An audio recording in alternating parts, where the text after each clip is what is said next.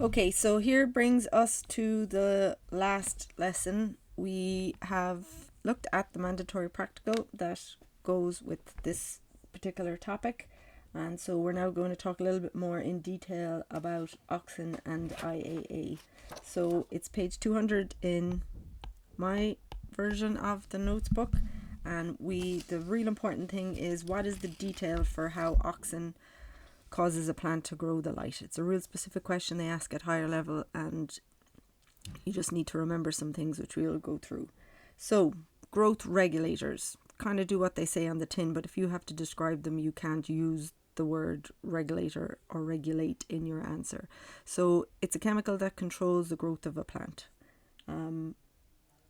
They work in a variety of ways. For starters, they're only needed in very small amounts. They are produced in our meristems. So again, meristems, mitosis, growth. They will be transported in your xylem and in your phloem. So they can be dissolved in water or in the sap. Their effects are very much concentration dependent, and we saw that when we did our mandatory practicals in terms of effects of IAA on roots and shoot growths. Depends, are you very low concentration, high concentration, very high concentration?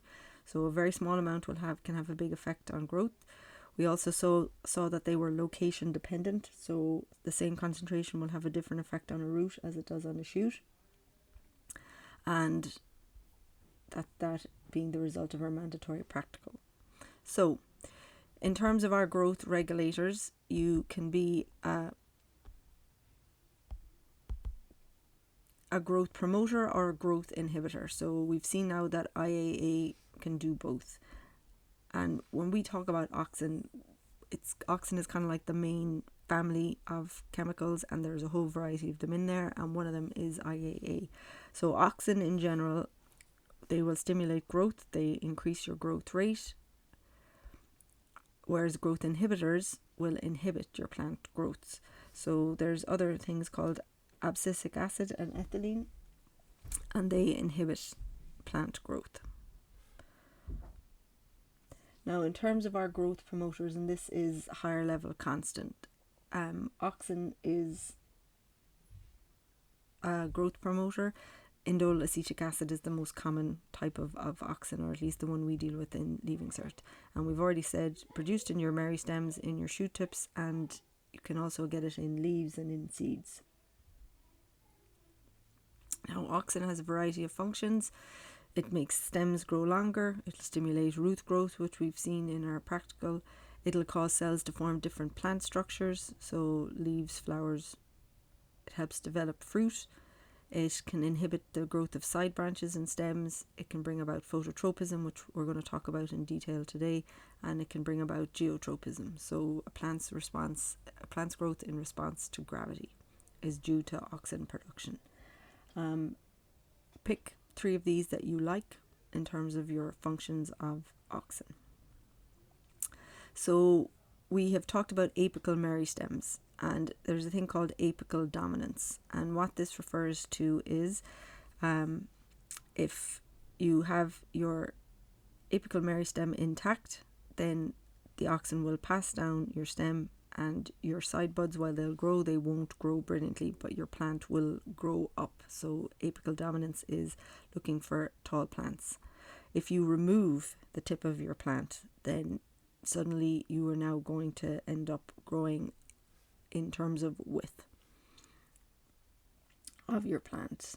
So you can, if you are a commercial grower, have determined your plant's growing tall, or decide you want low, wide, bushy plants, then you remove your apical meristem.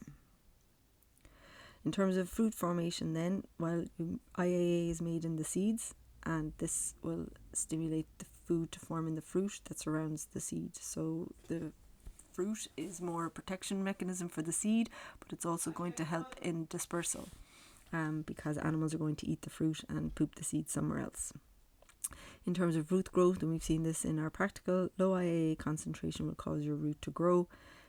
You can add it to stimulate root growth, so rooting powders that you see commercially, they will use those on cuttings to make the roots grow for them. So the next bit of this now is the question that we ask, and if you look at page 201, it says describe a mechanism to explain a plant's response to an external stimulus, and the stimulus that I choose is light. So I'm going to play this for you. Plant hormones, also known as plant growth factors, are chemical substances that accelerate, inhibit, or otherwise affect growth. This animation explores the action of indole-3 acetic acid, IAA, the most common form of auxin, and looks at how we discovered what auxins do.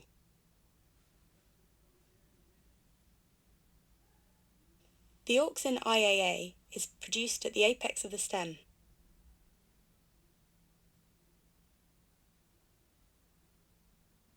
Under unilateral light, shining on one side, IAA is redistributed to the shaded side, creating a gradient of the hormone across the stem. IAA travels between cells by diffusion.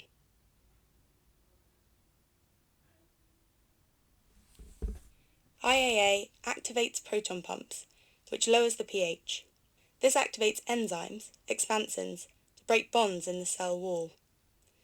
The loosening of the cell wall allows water to enter the cell and turgor pressure increases. Cells on the shaded side become elongated and cause the shoot tips to bend towards the light. But what is the experimental evidence for this? Now we don't need to go into that level of detail, but we do need to have some of those parts. So the question will be along the lines of describe a mechanism to explain a plant's response to a named external stimulus. So you usually have to tell them what that stimulus is. So as I say, we're going to use the response in terms of light. So the plant will always grow towards the light, and this would be how you would answer this question. So auxin is produced in your meristems of your stem, so your shoot tips. When the stem is exposed to light from one side, auxin will diffuse down the shady side. So this is the process by which auxin moves, and the cells will elongate on the shady side because of the presence of the auxin. So we don't need to get into enzymes and cell walls breaking as in the video, but we do need to know that auxin diffuses down the shady side, and because of that the cells elongate on the shady side as a result of that. And because of that elongation, the stems will bend toward the light. And again, we put in the idea that if you're going toward the light, you now have more light for photosynthesis. So please include that at the bottom. Now the diagram that's in your book is the same diagram as is in here, and you won't ever have to produce the diagram, but it may help you in your understanding. So diffuses down the shady side, and your cells elongate on the shady side, and then therefore your stem bends. So this is our named stimulus. We've included that in our answer. Now in terms of growth inhibitors, so ethylene is an old school name for my chemists. In a little while we're going to do organic, and ethene is the more modern name. So this is a gas made usually in ripening fruit. You'll be more familiar with it, so bananas. And the fact that you're making the ethylene or ethene means you make more ethene. So once you start making it, it's just going to keep producing itself. It plays a major role in ripening of fruit, so it's used in commercial harvesting of bananas, and in making leaves fall in autumn time. It also has a role to do in plant aging.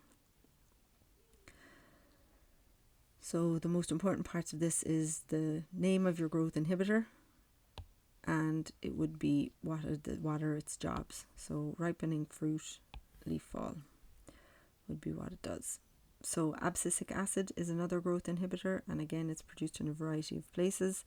So again, it's example or name of a growth inhibitor, and it helps protect your plant. So in dry conditions it'll cause your stomata to close. It causes the production of your bud scales in winter, so that's protecting where your apical bud is because it's going to fall off, and it inhibits seed germination. And again, this dormancy will make sense when we get to Form 6. So where do we use growth regulators? Well, rooting powders, we've mentioned them already. They will have growth regulators in there, and they ensure that roots form very quickly on stem cuttings, and that's so the stem will take. And we've looked at tissue culture when we did cell diversity in Form 4. If you have very high auxin concentration, that little teeny tiny piece of a plant that you are using, that teeny tiny piece of plant grows into a group of cells, and that group of cells is a thing called a callus. And once that group of cells grows, you have obviously loads of these teeny tiny pieces, and they will all become plants in their own right. So if you know the auxin concentration you need, you can make it form roots, you can make it form shoots, you can make it form entire plants. The last part of this then is, and you'll see it in your book, it's on page 203, is what plant adaptations that are necessary for protection in what's called adverse external environments. So these are extreme conditions which, if there were no adaptation, the plant would die. So an adaptation is a feature, something that gives an organism an advantage to survive and reproduce. So we're looking in the context of hard conditions. So it could be excessive temperature, it could be infection of the plant. So anatomical features include the fact that they have epidermis and bark. So that's going to prevent entry of pathogens. It also prevents water loss. It may be that plants have adapted to form thorns and stinging hairs. So that means then they're not going to be eaten. We now have guard cells in there. So when the water is not present, stomata will close to prevent transpiration. So these are all anatomical features within a plant that are going to protect it. So it stops transpiration here.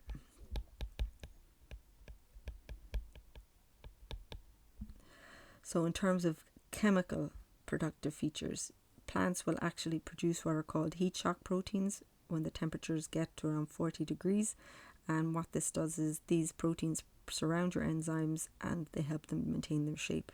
If they weren't present, your enzymes are denatured and your plant is now in big trouble. If your plant gets infected with microorganisms, and that is possible, potato blight for want of an example, your plant can produce stress proteins, and they can either go for damaging your microorganisms, or they can actually form cells which stop your microorganism from spreading, which is kind of cool. So pick a couple of adaptive, and obviously you only have 2 chemical, so stress proteins and heat shock proteins, and that's how plants protect themselves. So this brings us to the end of our plant chapters for Form 5. Don't be sad, because we still have one left to do in Form 6.